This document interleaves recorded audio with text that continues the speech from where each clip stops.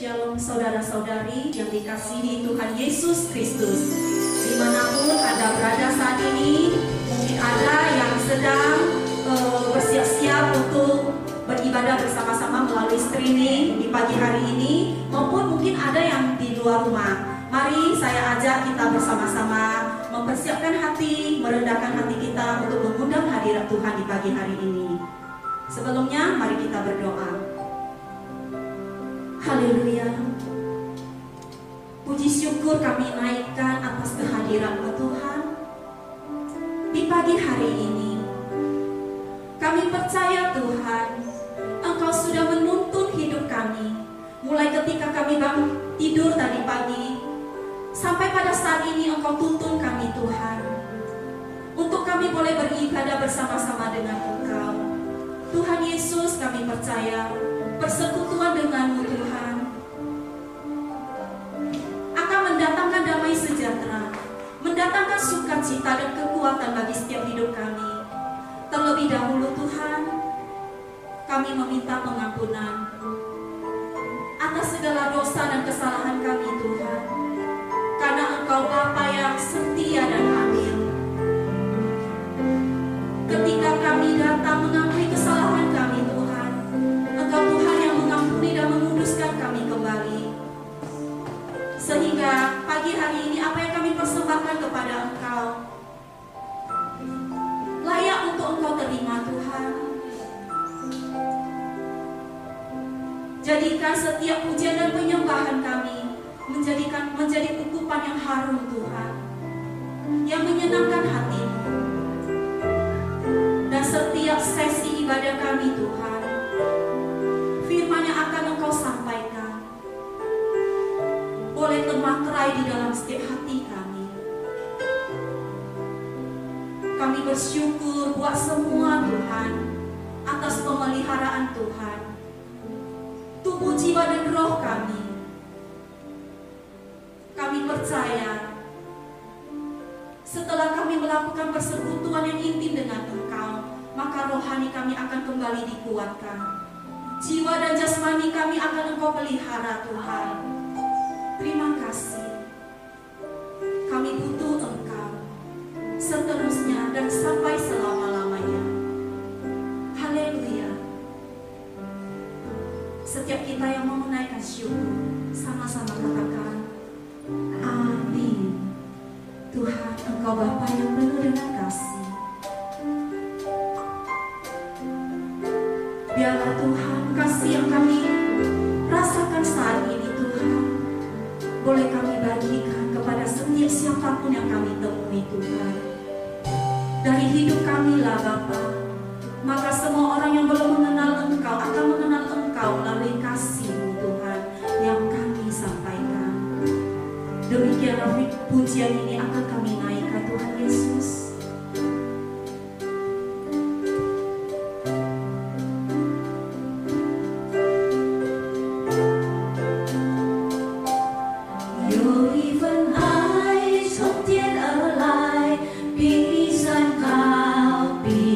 Serve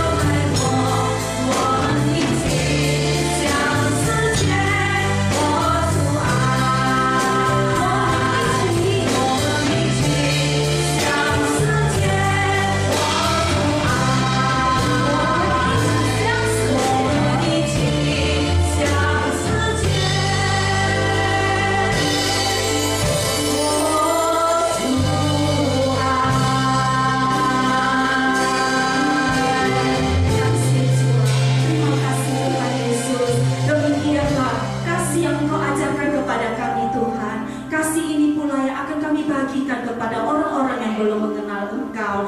Biar ada pengharapan di dalam-Mu Tuhan. Terima kasih Tuhan Yesus. Kami mau lagi lebih dalam memuji-Mu Tuhan. Haleluya, haleluya. Kami hidup sampai pada hari ini karena anugerah-Mu.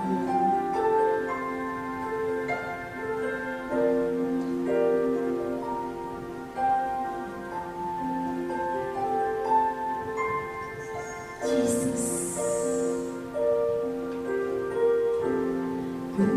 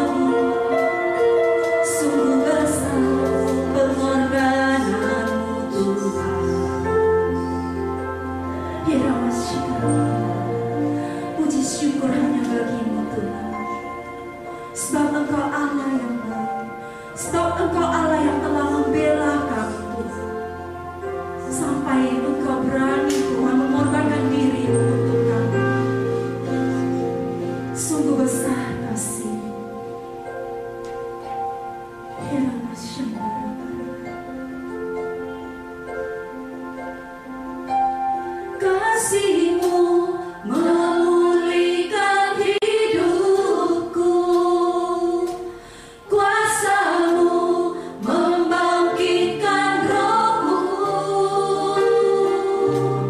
darah-Mu telah tercurah bagiku, pengorbanan-Mu sempurna.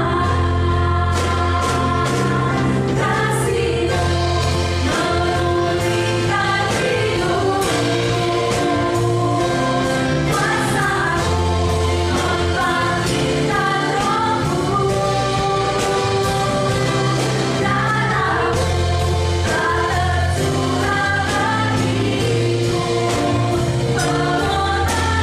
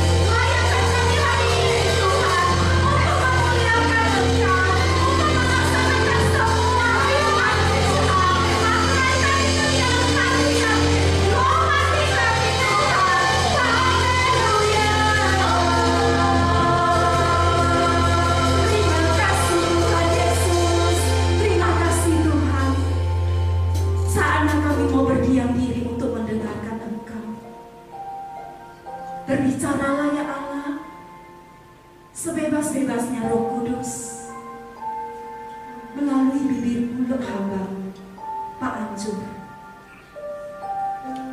Kasih setia-Mu Tuhan, yang akan terus menyertai kami.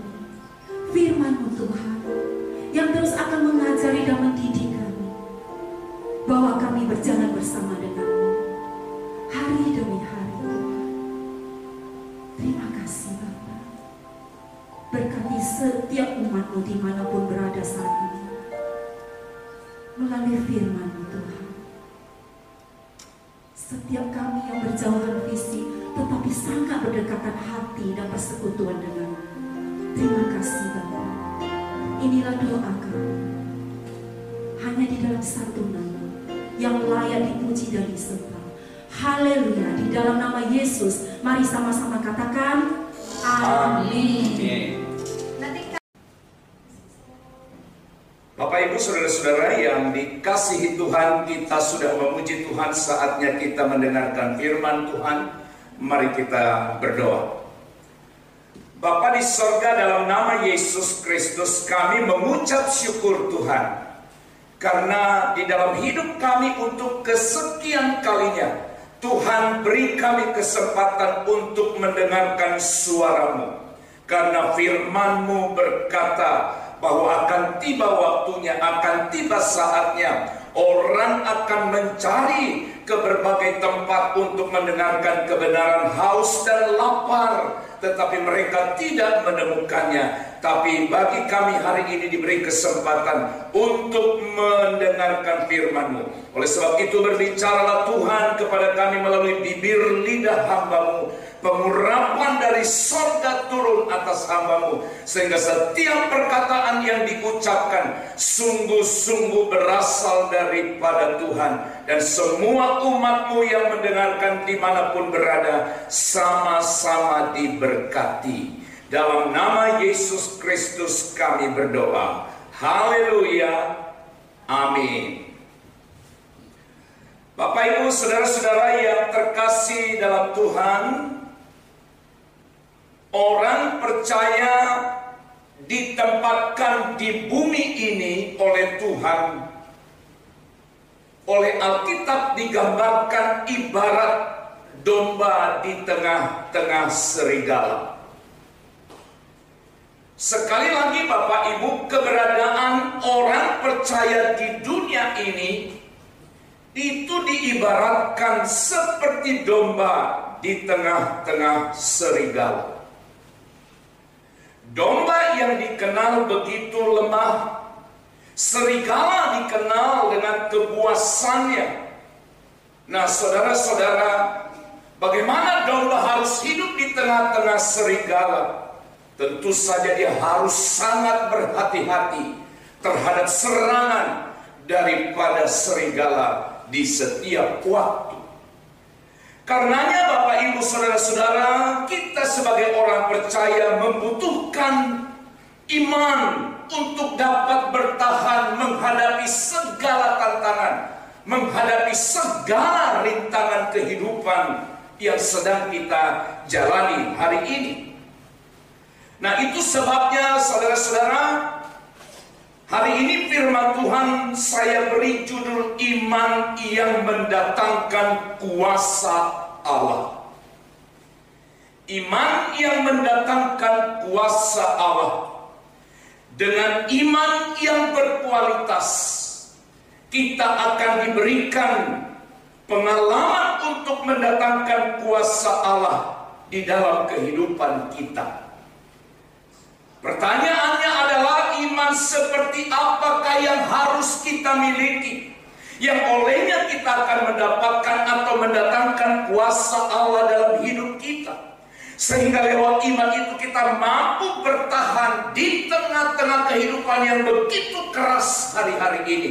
Sekali lagi, ibarat domba sedang berada di tengah-tengah serigala. Iman yang harus ada pada kita, iman yang harus kita miliki, yaitu iman yang mendatangkan kuasa Allah. Kita belajar dari kebenaran firman Tuhan yang pertama dalam Injil Markus pasal yang kelima, ayat 25 sampai 34, dan dalam pasal yang ketujuh ayat 24 sampai 30. Dari dua perikop ini, Bapak Ibu saudara-saudara, kita belajar iman yang pertama. Iman yang mendatangkan kuasa Allah adalah iman yang tangguh. Sekali lagi, iman yang tangguh. Tangguh itu artinya, saudara-saudara, sukar untuk dikalahkan. Itu artinya tangguh. Kuat, andal, kuat sekali tentang pendirian, tabah dan tahan, menderita dan lain sebagainya. Itu artinya tangguh. Nah, saudara-saudara, iman yang tangguh, iman yang kuat, iman yang tidak bisa dikalahkan.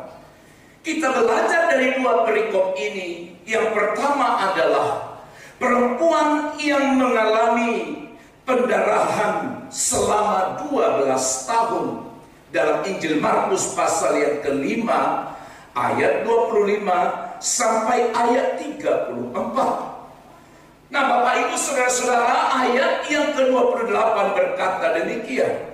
Sebab katanya, asal ku jamah saja jubahnya, aku akan sembuh.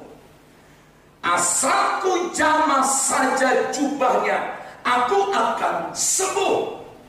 Bapak Ibu saudara-saudara, itu adalah ungkapan iman dari seorang perempuan yang sudah mengalami penderitaan, yaitu pendarahan selama 12 tahun. Bapak Ibu, saudara-saudara bisa bayangkan waktu yang cukup lama itu. Tetapi ketika dia mendengar tentang Yesus, ayat yang ke-27 berkata, dia sudah mendengar berita-berita tentang Yesus, maka di tengah-tengah orang banyak itu, ia mendekati Yesus dari belakang dan menjamah jubahnya. Saudara-saudara, iman yang tangguh yang dimiliki oleh perempuan ini dinyatakan dalam ungkapan asalku jamah saja jubahnya.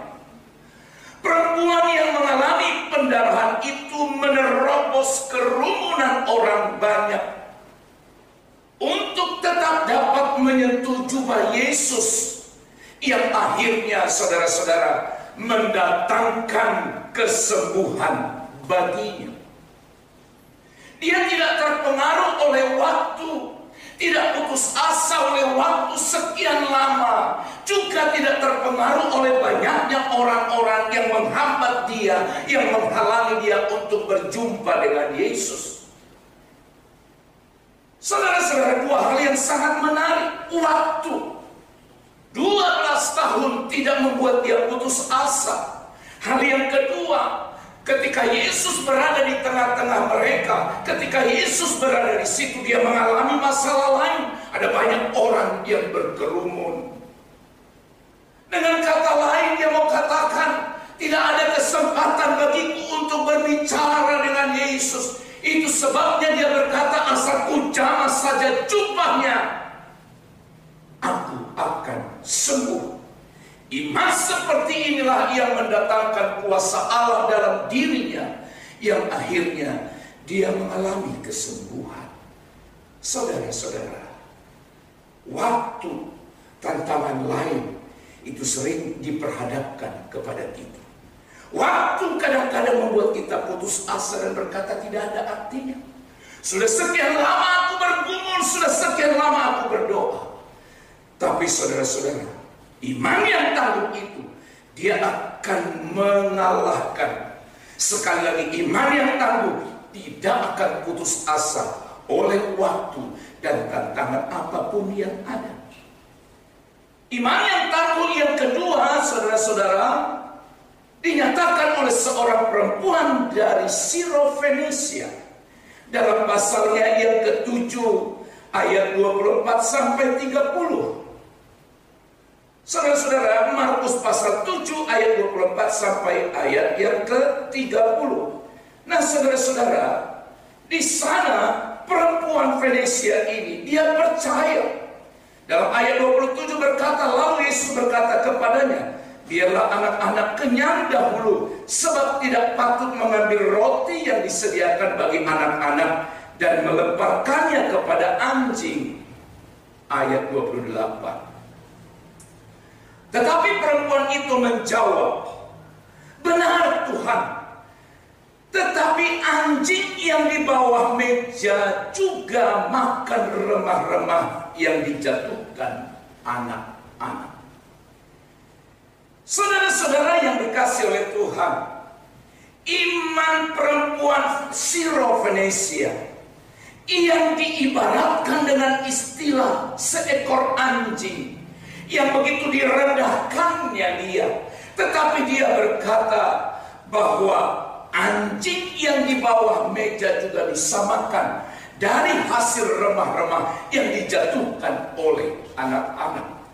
Saudara-saudaraku yang dikasih oleh Tuhan, ini membuktikan, mengajarkan bahwa dia juga memiliki iman yang tangguh. Dia tidak peduli apa kata orang, apa penilaian orang terhadap dia, tetapi bagaimana imannya tetap fokus pada Kristus, sumber mujizat itu. Saudara-saudaraku yang dikasih oleh Tuhan, bukankah kita seringkali menjadi lemah hanya karena mendengarkan apa kata orang, apa penilaian orang terhadap kita? Tapi saya mau katakan hari ini, saudara dan saya tidak boleh hidup daripada apa kata orang. Saudara tidak boleh menjalani hidup ini dari hasil penilaian orang, tetapi apa kata Tuhan terhadap diri kita, itu jauh lebih penting kita pegang untuk membuktikan bahwa kita percaya kepada Dia.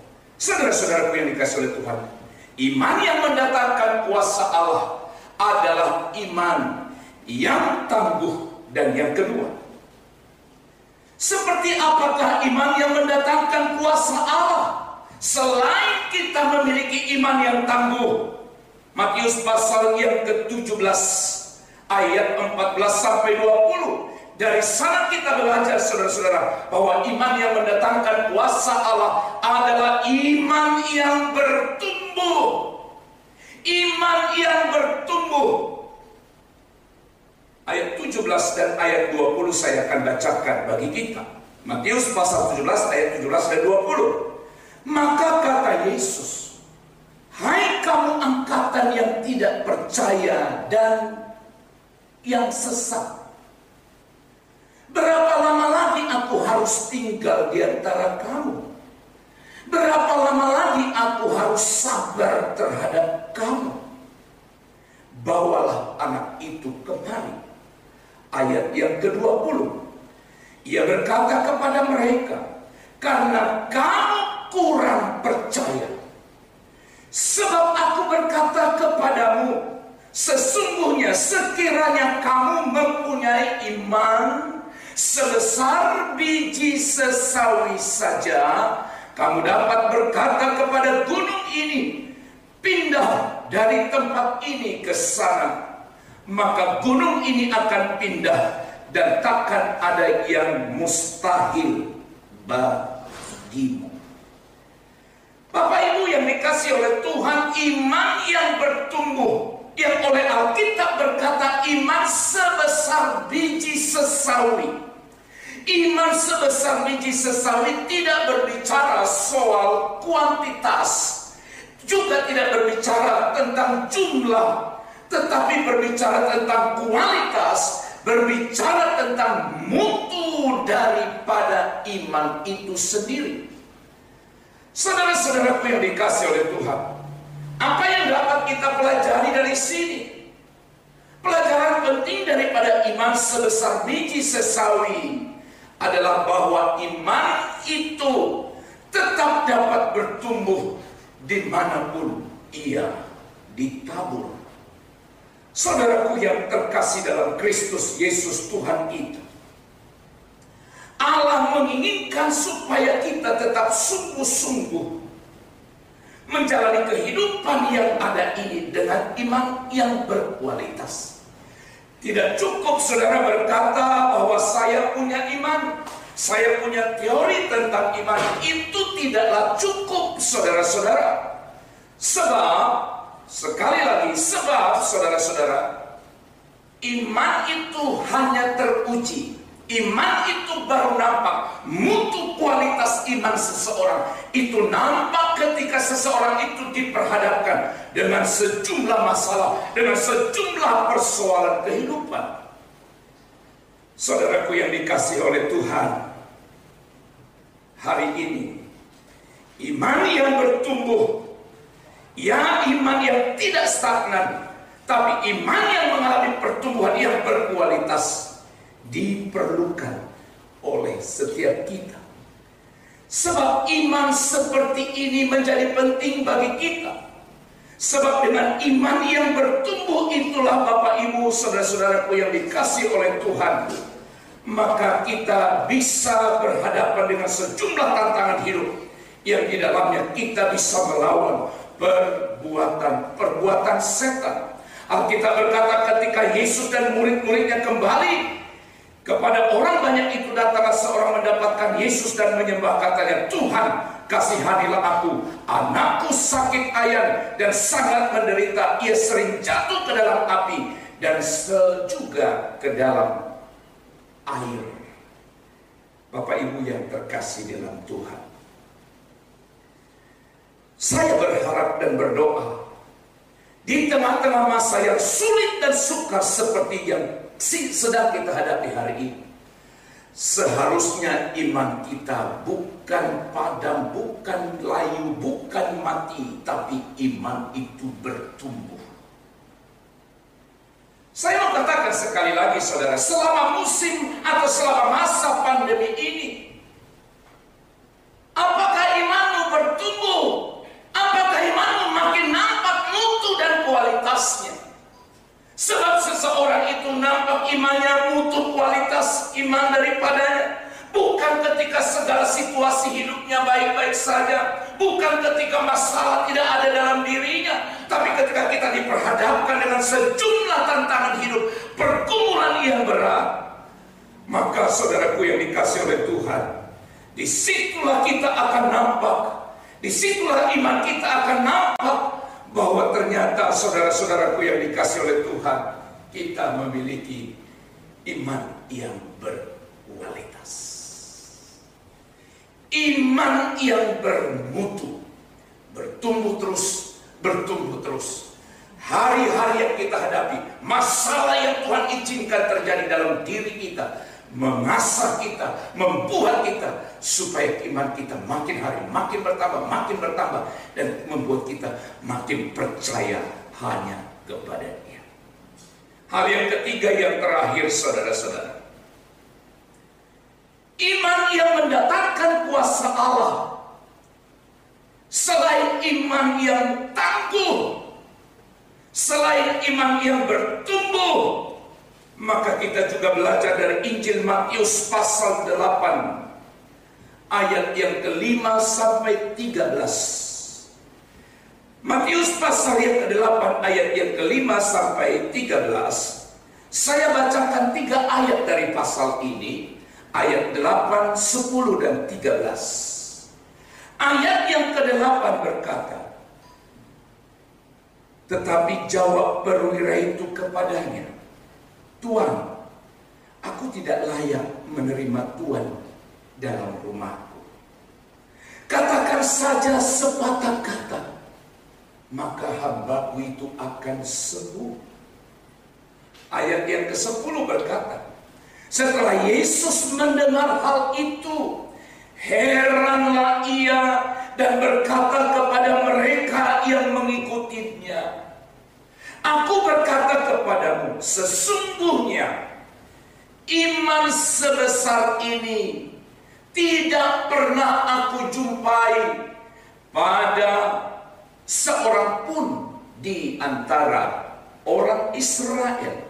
Ayat 13. Lalu Yesus berkata kepada perwira itu, pulanglah dan jadilah kepadamu seperti yang engkau percaya. Maka pada saat itu juga sembuhlah hambanya ini. Iman yang ketiga yang mendatangkan kuasa Allah, seperti yang dimiliki oleh seorang perwira dari Kapernaum, ialah iman yang utuh, iman yang teguh, iman yang utuh, atau dengan kata lain, iman yang tanpa ada sedikit pun keraguan atau kebimbangan. Iman tanpa ada sedikit pun keraguan, iman yang teguh, yang utuh. Saudara-saudaraku yang dikasih oleh Tuhan, iman daripada perwira di Kapernaum ini dilatar belakangi oleh kepeduliannya terhadap hambanya yang sedang sakit dan hampir mati. Dan imannya yang teguh dan utuh itu nampak dari perkataannya kepada Yesus, katakan saja sepatah kata, pasti hambaku sembuh. Dia tidak berkata, Tuhan engkau harus datang ke rumahku. Bahkan dia mau mengaku bahwa aku tidak layak menerima engkau di rumahku. Tapi katakan saja sepatah kata, pasti hambaku sembuh. Dalam perkataan ini, dalam ucapan ini, apa yang saudara bayangkan? Apa yang Bapak Ibu pikirkan dari ungkapan dari seorang perwira ini?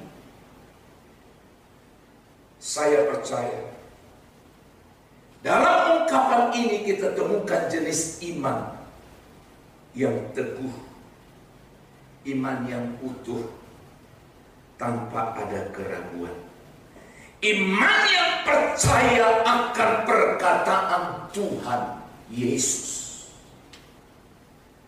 Dia tidak memerlukan Yesus harus datang menumpangkan tangan atas orang yang sakit itu.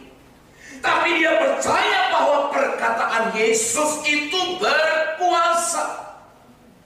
Maka saudara dan saya juga harus percaya bahwa setiap perkataan Allah yang tertulis dalam Alkitab itu harus kita yakini, harus kita percaya, harus kita amini sebagai sebuah rema di dalam kehidupan kita.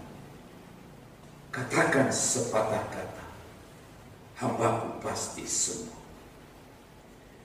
Imannya tanpa keraguan sedikit pun. Karena iman yang tidak harus disertai bukti terlebih dahulu, itu iman yang sesungguhnya. Sekali lagi, iman itu sesungguhnya adalah mempercayai sesuatu yang belum dilihat, meyakini sesuatu yang belum nampak. Itu iman yang sesungguhnya. Iman yang utuh itu iman yang tidak menjadi pudar oleh karena waktu yang membuat dia usang. Tidak. Itu sebabnya kadang-kadang juga kita bisa heran ya. Dulu kita mengenal seseorang, begitu percayanya, begitu yakinnya, imannya luar biasa. Tapi ketika dia diperhadapkan dengan satu pergumulan panjang, kerinduan yang belum terpenuhi, iman itu mulai surut pelan-pelan. Pelan-pelan makin pudar. Sembari dia berkata, nggak ada pun artinya. Saudara, barangkali Bapak Ibu juga masih ingat kisah daripada Abraham. Dia berkata, dia tahu tubuhnya makin tua, makin tak berdaya. Dia juga lihat istrinya yang sudah makin tua. Tapi kita berkata terhadap janji Allah, terhadap firman Allah, dia tetap percaya. Oleh karena dia tahu, dia percaya, perkataan itu berasal, bersumber daripada Allah, bukan daripada manusia. Saudaraku yang dikasihi oleh Tuhan, iman seperti ini diperlukan di masa-masa sukar seperti sekarang ini. Hampir 4 bulan sudah kita bergumul untuk kesulitan yang sedang terjadi. Saya percaya ada banyak orang Kristen, hamba-hamba Tuhan berdoa setiap hari. Doanya apa? Supaya persoalan ini selesai, supaya pandemi ini segera berlalu. Tapi saudara tahu, sampai hari ini, berita sampai hari ini menunjukkan bahwa angka terus melonjak naik, termasuk di Sumatera Utara dan kota Medan. Seseorang kan berkata, apa hasil doamu? Apa arti doamu itu? Nggak ada buktinya. Saudaraku yang dikasih Tuhan, tapi saya mau katakan hari ini 4 bulan. Dan kalau saudara dan saya masih bisa bertahan hidup sampai hari ini, dipelihara oleh Tuhan, sehat sampai hari ini, saya mau katakan, itulah hasil doa kita kepada Tuhan. Dijaganya, dipeliharanya, diizinkannya kita sampai detik ini. Itulah bukti daripada pemeliharaan Tuhan dalam hidup kita. Nah, oleh sebab itu, saudaraku yang dikasihi oleh Tuhan, belajar dari seorang perwira di Kapernaum sebagai seorang yang punya kedudukan, sebagai seorang yang punya jabatan di kala itu. Tetapi kedudukan dan jabatannya tidak membuat dia untuk makin rendah hati di hadapan Tuhan. Saudaraku, masa tempat atau rumah seorang perwira tidak baik, tidak indah? Pasti bagus, pasti sangat indah, mewah. Tapi dia berkata, aku tidak layak menerima Tuhan di rumah.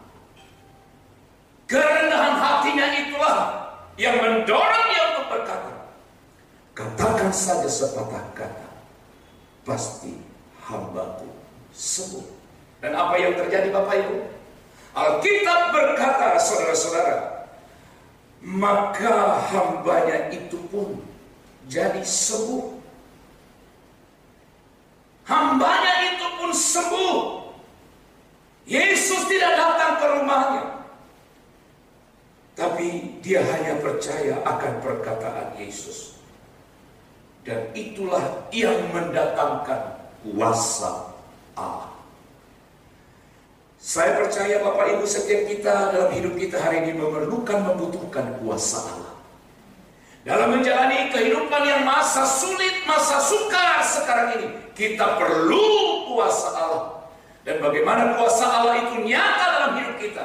Kita harus memiliki iman yang mendatangkan kuasa Allah, yaitu iman yang tangguh, iman yang bertumbuh, iman yang utuh, yang tidak tergoyahkan oleh siapapun, oleh apapun, oleh apa kata orang, oleh waktu yang semakin lama.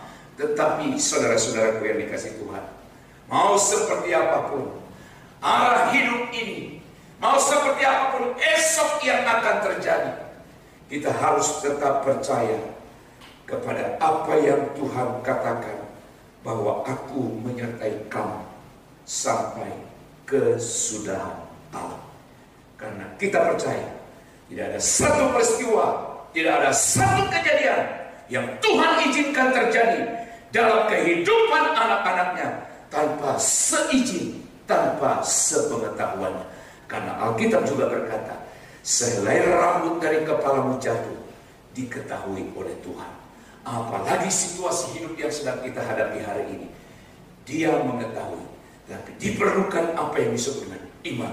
Iman yang tangguh, iman yang bertumbuh, iman yang utuh, yang akhirnya mendatangkan kuasa Allah di dalam kehidupan kita. Amin. Kita berdoa. Terima kasih Bapa di sorga, Engkau sudah memperlengkapi kami, mempersenjatai kami hari ini, agar kami dapat eksis dalam menjalani kehidupan kami di bumi ini, di masa-masa sukar seperti hari-hari ini. Kami perlu kuasa Allah dalam hidup kami. Kami perlu kuasa Tuhan di dalam keluarga kami, di dalam pekerjaan kami, di tengah-tengah pelayanan kami, bahkan dalam seluruh kehidupan kami. Kami perlu kuasa. Dan kuasa-Mu itu akan nyata dalam hidup kami ketika kami memiliki iman yang tangguh, iman yang bertumbuh, iman yang utuh. Itulah kerinduan hati kami. Biarlah setelah kami mendengarkan firman ini, bertumbuhlah iman kami, makin kuatlah iman kami, sekalipun kami berada di situasi kehidupan, bahkan di tengah-tengah lembah kekelaman sekalipun. Berkati umat-Mu yang sudah mendengarkan firman ini. Dalam nama Yesus Kristus Tuhan kami berdoa, kami mengucap syukur. Haleluya. Amin.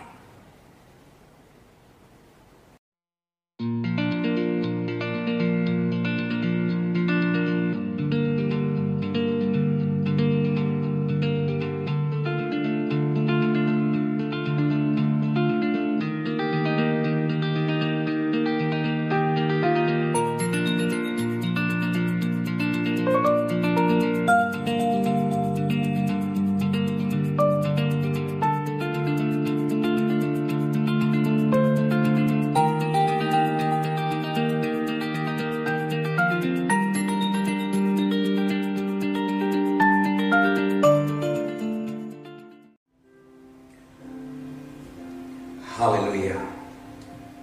Sebelum kita masuk di dalam doa syafaat dan berkat, mari kita persembahkan pujian kita kepada Tuhan, bahwa Dialah Raja, Dialah Tuhan yang berdaulat atas hidup kita.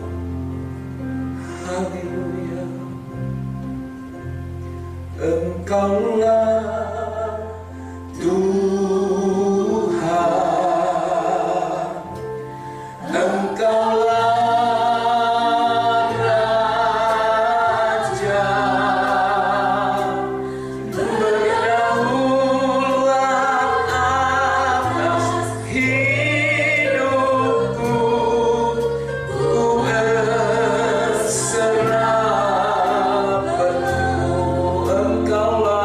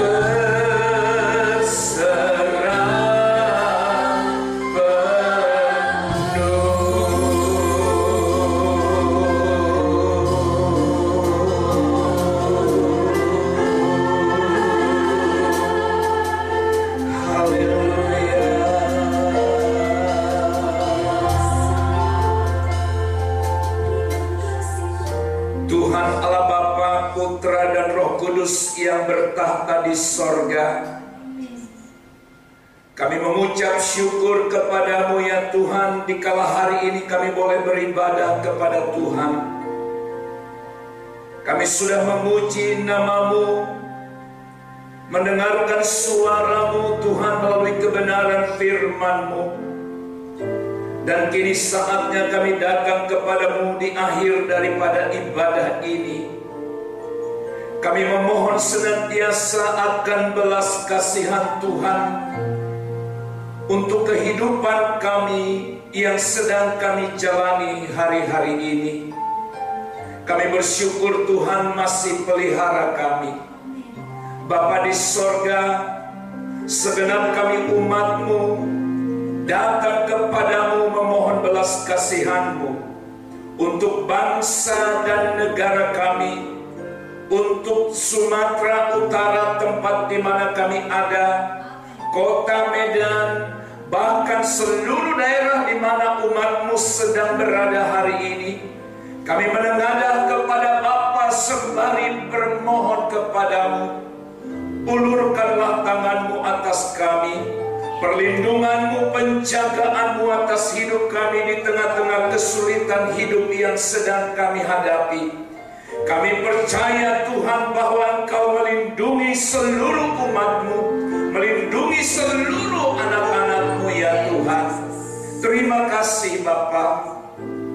Kami mohon kepadamu, kalaupun wabah ini masih tetap berlangsung, perlindungan-Mu atas kami.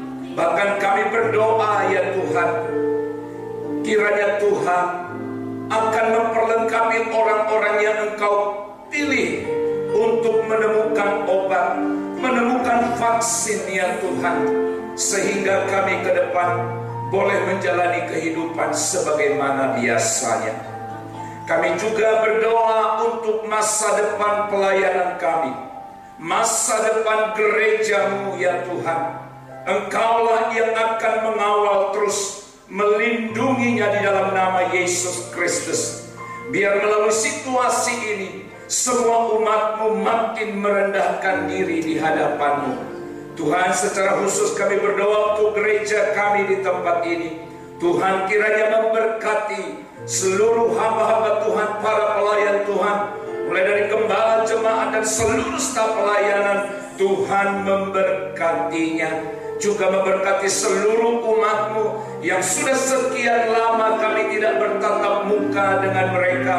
Namun kami percaya Tuhan Engkau juga menjaga dan melindungi mereka sampai suatu saat kelak di waktu yang Tuhan tetapkan kami akan bertemu kembali. Terima kasih Tuhan untuk hari ini. Kami serahkan terus kehidupan kami. Berkati umat-Mu yang sedang sakit, sembuhkan dalam nama Yesus. Yang lemah Tuhan kuatkan, yang susah dihiburkan, yang berkekurangan diberikan kecukupan bahkan kelimpahan. Terima kasih Bapa. Sekarang saatnya Tuhan, ulurkan tangan-Mu atas kami. Berkatilah kami ya Tuhan. Haleluya. Bapak Ibu saudara-saudara jemaat yang terkasih, marilah kita arahkan hati kita kepada Tuhan. Sekarang pulanglah, terimalah damai dan sejahtera dari Allah Bapa Maha Besar di sorga. Kasih karunia Tuhan Yesus Kristus dan persekutuan Roh Kudus itulah kiranya memimpin, menghibur, dan menyertai kita umatnya hari ini, esok, bahkan kekal sampai selama-lamanya, sampai Maranatha Tuhan Yesus datang kembali. Haleluya. Kiranya Tuhan memberkati kami berlimpah-limpah sesuai dengan janji. Haleluya.